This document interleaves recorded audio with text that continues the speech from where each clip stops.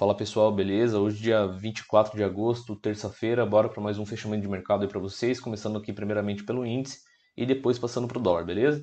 Bom pessoal, o índice hoje abriu um gap aqui de aproximadamente uns 850 pontos e logo nos primeiros candles do dia a gente já percebe a presença de uma forte compra, né, que impulsionou os preços aqui para cima e acabou travando aqui o mercado nessa região aqui de resistência, né? O mercado acabou consolidando, fez basicamente aqui um caixotinho, né, no intraday, lateralizou, e quando a 9 passou da VWAP, que houve a ancoragem, aí o mercado realmente disparou para cima, né?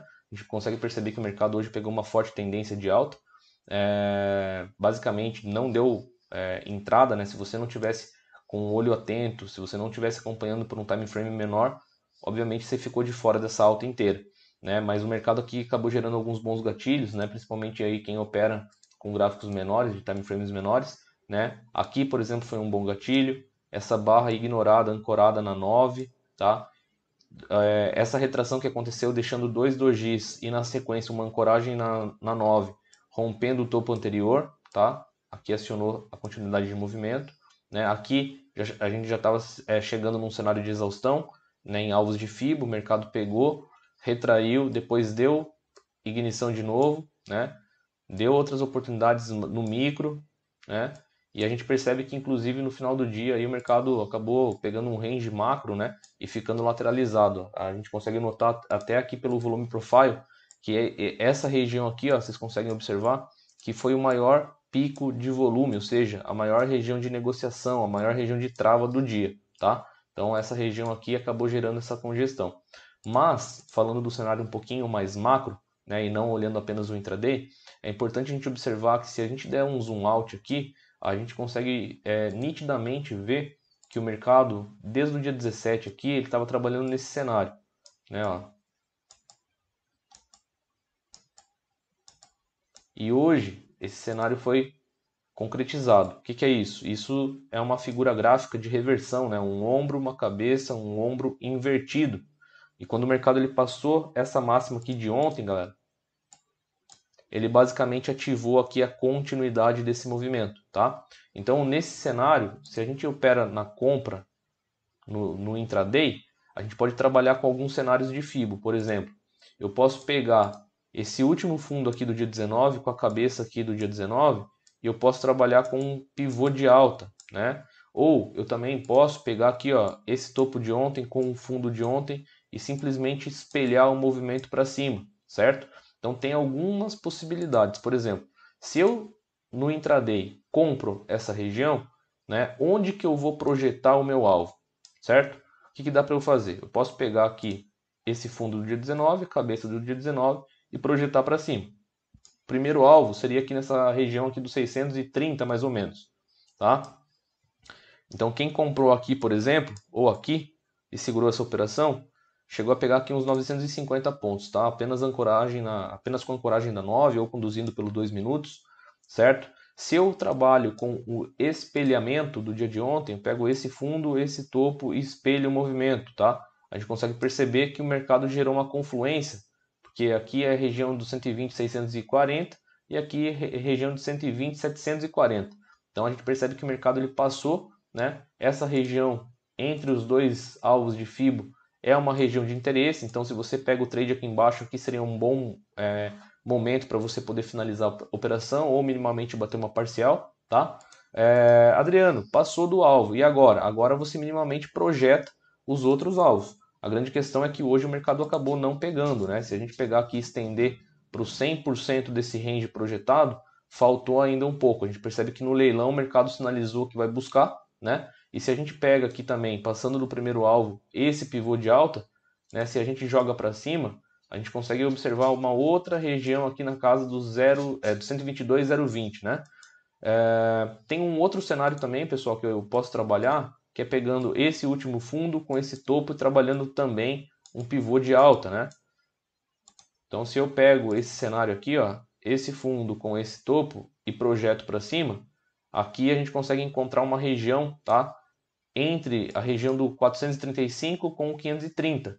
Ou seja, essa região, por se tratar de dois níveis de fibos diferentes que convergem basicamente para o mesmo lugar, se torna uma região de interesse também, tá? A gente consegue notar aqui que basicamente depois dessa alta toda, o mercado acabou consolidando, né? Ele acabou acumulando nessa região, as médias ficaram flat.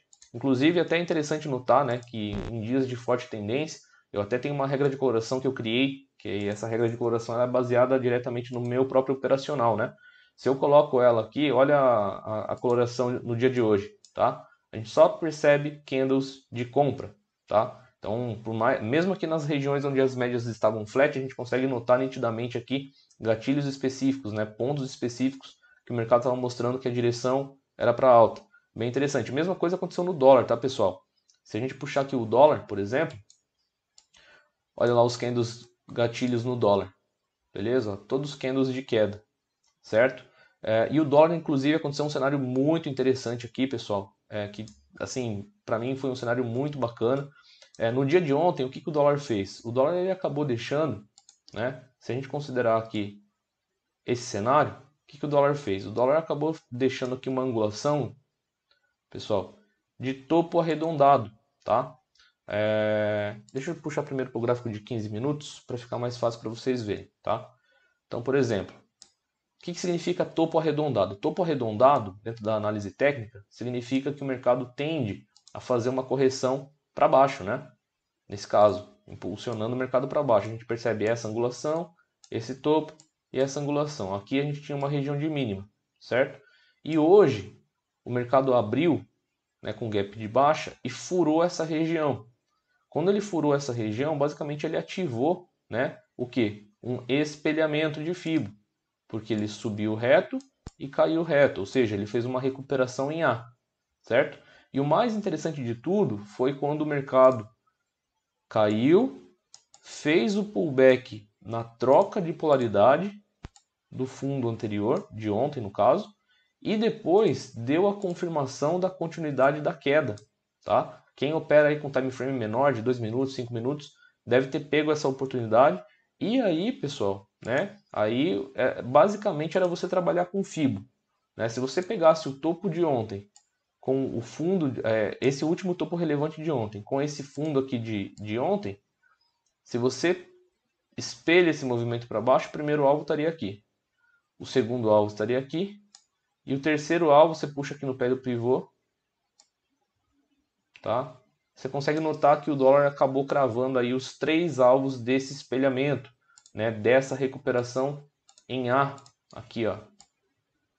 Certo? Então esse aqui é o gráfico de 15 minutos, claro que não está com tantos detalhes assim, né? Se eu puxar para os 5, aqui a gente já consegue verificar mais informações, né? Aqui os 5 minutos ele acabou deixando uma ancoragem na 20, passando para fora da VWAP, passando para fora da 9, ativando um gatilho de venda. Aqui a mesma coisa, né? Fez pela segunda vez, ativou a venda e quando perdeu esse fundo aqui, daria para ter entrado, né? E aí, obviamente, se você tivesse conduzido através dos alvos, o mercado chegou a dar aqui basicamente 70 pontos. Então, você estava com um stop aí de 15 pontos, basicamente aí 5 para 1, né, de risco retorno no dólar. Então, no meio do caminho, o dólar realmente pegou uma forte tendência, nem na 9 ele voltou, né, a não ser aqui nessa região, próximo do almoço, né, 1 hora, 1h30. Aí ele ativou de fato mais uma continuidade de movimento para cravar aqui o terceiro alvo, tá? Esse cenário, inclusive, estava muito bacana, estava muito forte, pessoal, porque o que acontece? Se a gente desse um zoom out aqui, inclusive, a gente conseguia notar claramente que o dólar estava trabalhando aqui em cima de uma LTA, né, mais macro, e ele simplesmente ignorou, ele passou reto essa região da LTA, tá, como vocês podem ver, ele passou reto. Inclusive, a gente também tinha uma região aqui, ó, que a gente pode considerar uma região de resistência, quer ver? Deixa eu ajustar aqui para vocês, que ele também passou reto, tá? Essa região aqui do 314, 315, aqui, ó, desde... Quando que foi isso aqui, ó?